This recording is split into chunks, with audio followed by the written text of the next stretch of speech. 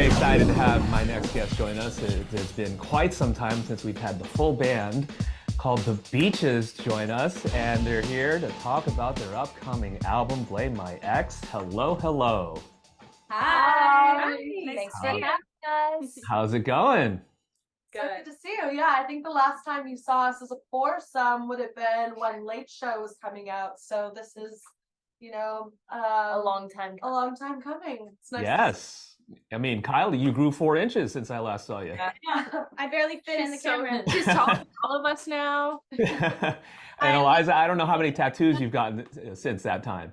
Honestly, I kind of I haven't got any in a couple years, so I think this one is the most recent. I got it like maybe a year ago.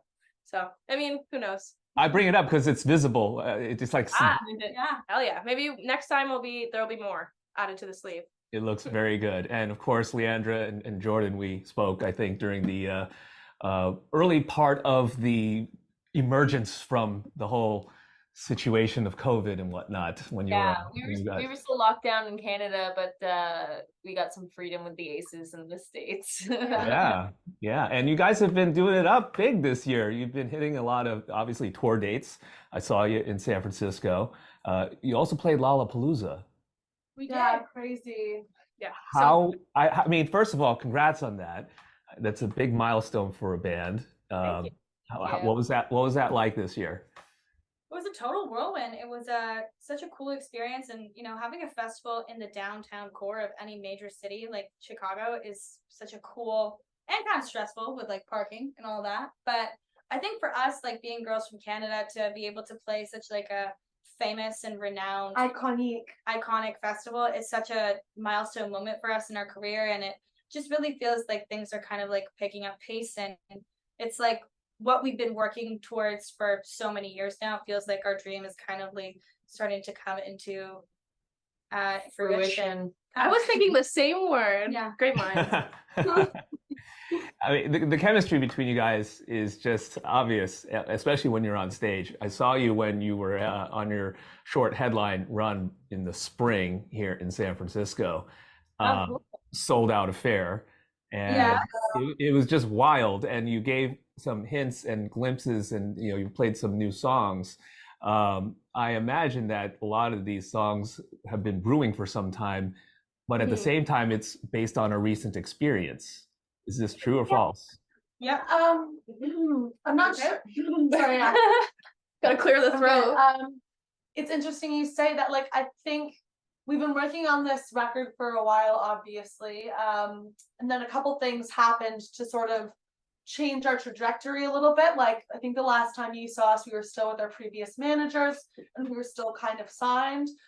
So obviously that kind of shifted how we were going to produce our record and where we were going to produce it, and the co-writers we were going to work with. And then obviously I went through my breakup at the end of basically a year ago today, or a year ago, like a couple weeks ago. And that really sort of shifted what I wanted to touch upon and speak about, obviously, because I was going through such a crazy experience. So yeah, we've been kind of sitting on most of the songs for a year, and we're so proud of them and so excited for people to hear them. But we're just finally like getting them perfect for our headlining set that we're going to play in a couple months. Yeah. What was that like, going through the process of creating music? Because you had gone through the success of Late Show and you did a handful of EPs. You opened for the Rolling Stones and things are going well. I'm sure that the songs that were created at that period of time were maybe more joyful. And then you go through the heartbreak and breakup and all this other stuff, and it's the total opposite. So how did you merge the two? Was there any merging? Everything has always kind of had like a fun kind of element to it in our music. Even on this new record, you're not going to find it's like, super tearful and super. There's one to two. There's 1 to 2. But I think we have like we all have a really good sense of humor, and we all don't like take ourselves too seriously. And on this record, even though it deals with a lot of stuff that's like, uncomfortable, depression, anxiety, breakup, trauma, all that, we still kind of touch upon it in like a way where it's a little bit funny and there's some humor in there. Because I think when you're sad, you never fully lose that side of yourself. Like you still sometimes are able to like laugh at yourself, and that's how at least I know I'm okay. Like, But to answer your question, I feel like there still is like a through line with our old material and this new one. So the fans who've been around since Late Show, all that, will still be able to connect. Really, they'll be able to connect to Blame My Ex for sure. I hope. absolutely. It is the breakup summer of the century, it seems. Like all of our friends have gone through breakups. Yeah. Maybe we cursed everybody with the song Blame Brett. I think don't we're know. just stressed. I don't know. If If we can't be happy, nobody should be happy. What is it like for one person to go through something where someone else is not going through that and trying to convey and come together and present those thoughts? You know, Love is not going through Well, it. I mean, I went through it last summer, and now in May, these two both, I guess, they also got broken up with. So The album was already the done. album was done. So while we were writing it, now that I look back, I'm like, if I was that sad now, I feel like I was teasing you most of the time. I'm like, oh, not a big deal. And then when I got dumped, it was like my world is crashing. Yeah. So the songs have taken on new meaning for me. Before it was just like a fun song to play on guitar, and now I'm like, oh wait, this Yeah. hurts. Yeah. It's interesting. Even with our old material, like after the breakup, there's certain songs that I play now, like Highway 6, which is super old, that makes me think of my ex Brett, and like and it's like it used to be this beautiful sensual song, but now when I play it, like it makes me sad. I feel the same. I think I teared up at one of our shows like after the breakup, just after the breakup, and I think it was Highway 6. But then the other thing I'm is good. the other thing is like She the great. other thing is like, you know, because a lot of people have been asking me like, oh, is it going to be impossible to like re-traumatize yourself with like these songs, you know, basically exploring like the dissolution of your relationship. And I was like, no, because once they're out, like the songs are out there, they're no longer just for me, they're for everybody. And so like I'm able to kind of like look at the audience members or hear people online talk about these songs and be like, oh, this happened to me. It no longer feels like it belongs, like the story is my own, it belongs to everyone. Yeah. you guys have a collaboration with Beach Weather on here that I was actually surprised about, but then when I heard it, I was like, all right, this makes sense. Spill the beans. What's the tea? I think Leandra, you speak on that because you didn't message you. I think it was your connection initially, right? Yeah, Yeah. but Nick and I are pretty good friends and text a lot, but I don't remember how the idea came. You sent him the album, right, or something? They heard the I album. think, well, Yeah, but how did it- did we know that we were going to tour together first before we did the Yeah. collab? Yeah. So was We- that? No, I remember what happened. Yeah, The you song, say it. the Take it song, away. our wonderful executive producer Lowell thought that the song needed a little bit of something because it was just, it kind of was, it's like a monotone kind of cigarettes after sex inspired, like really kind of shoegazy song. And it, after the second verse hit, it's like she said that it would be really great if there was a feature just to make it like a little bit more interesting so that the listener would stay involved. And we've never done something like that before. And when you think about that, like kind of sultry, like sound, our mind immediately went to Beach Weather. And since we were going on tour, it seemed like a no-brainer. And they already had heard the record, they heard the song, so it really just came together super naturally. And yeah, Nick killed it on it. We're so excited to do it live. It's super sexy. It's gonna be so spicy. It is a horny number.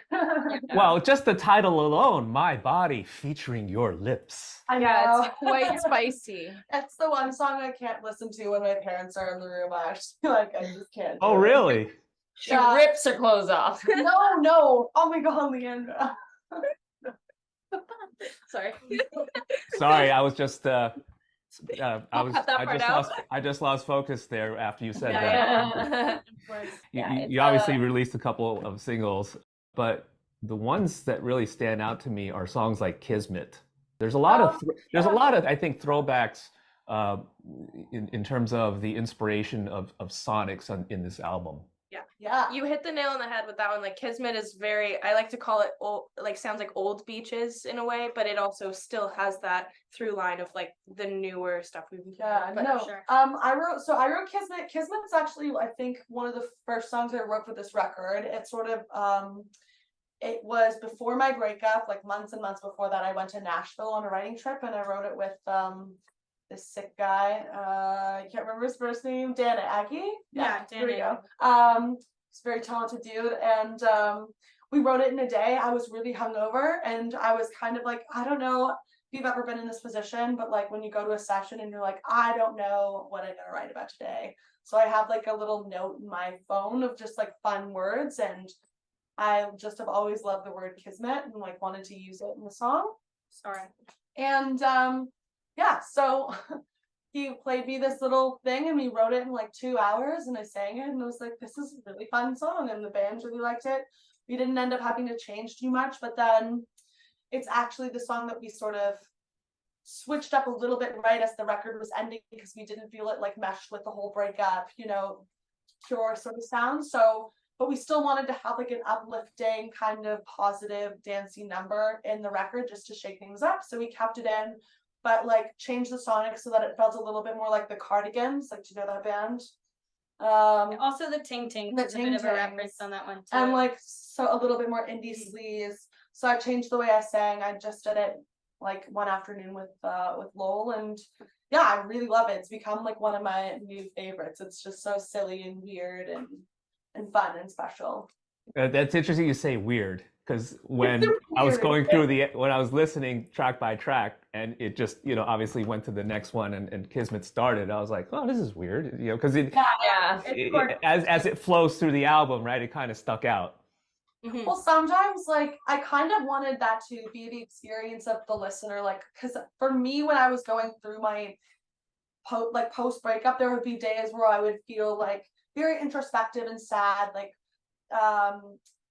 paranoid. Some days I would feel like sleepy and like wanting to have sex, like my body featuring your lips, and then some days I would feel really goofy, like I have the zoomies, and that's to me like what Kismet is. Like, it's that weird, like, oh, I'm tired of being sad, I'm gonna go out and like, I don't know, paint a wall or something. I don't know. Some days she just has sex, some days she just paints Paint a walls. wall. You never know what's happening. Woman of many talking hats. to people who are also going through breakups, like that was their experience also. Just Mine, the every kind day. it's sort of like there's ebbs and flows. You don't know what emotion's gonna hit you next. Lots of painters in this band. Did I hear correctly? Did I hear you say some days I have the zoomies? Yeah, Like a dog? Yeah. yeah. She- I've heard this word described, like girls at 5 o'clock are getting kind of weird, like Rachel McAdams in The Notebook. Like when Jordan gets hyper, she says that Yeah. she gets sometimes hyper, and that's the zoomies. Like, I get it. I get the zoomies at 2 a.m. yeah, you do. Yeah. I'm a morning Couple zoomies goofy girl. I think Goobers. every girl has a zoomies at one Zoomies hour. Zoomies hour. Yeah, no, truly. Yeah, we all have different ones. I don't know if Kelly even has one. I don't get it. She just Yeah. like she runs, so she Yeah, gets yeah. it out. Right, yeah. I've never heard this phrase applied to humans before, so I'm going to start using it. I didn't realize it. It'll- Trendsetter. This Yeah. Gen Z brand is coming at you. Hey, let's not get started on that. I recall in a previous conversation that somebody referred to their jeans as Jenga jeans. Oh, Wait, what? That Like was the her. game? That was Jordan. She Oh. jeans are no. called them her Jenga. I know. Jenga jeans. That's bad. That's a bad one. I know, guys. What do you like? I was during my Zoomie hour. I don't know. Right. One other track that I wanted to talk about was Cigarette, and you just touched upon how Kismet is fun, it's playful, you wanted to bring the indie sleaze sound. I feel like that Cigarette also embodies that, but has elements of the 80s in there. Yeah. Well, when you're putting this record together, obviously, like there were sort of 2 reference points we were touching upon. The one is sort of like the indie girl voice. Like, I worked very diligently to get my voice to sound a little bit more mature and grating and like emotive. So I listened to a lot of Girl in Red, a lot of Wet Leg, Lana Del Rey, Angel Angel Olsen, Olsen, Willow. and Willow. But then the other references that we picked because we wanted it to have a happy, sad feeling was like The Cure, New Order, a lot of new wave tracks. So Cigarette, we wanted to sort of do the happy, sad, but more towards happy, sort of Cure-y 80s sound. And that's, I'm glad you caught that. I am very excited for you for this release. Thank you. Like I said, it is just fantastic. It was worth the wait. I'm sorry you had to go through a breakup in order to create this material, but it's going to live on in many of our hearts. Yeah. Thank you so much. Thank you Thank so you. much. Thank you. Really excited about it. Yeah. I'm so glad you liked it, and And we'll see you so soon and so can't soon. wait to reunite. Please, all of us. Yeah, Yes, absolutely. finally. Absolutely. We'll do another Yes. or something. Yeah. Yeah. Best of luck with the tour. We'll see you soon. Thank you. Thank you so much.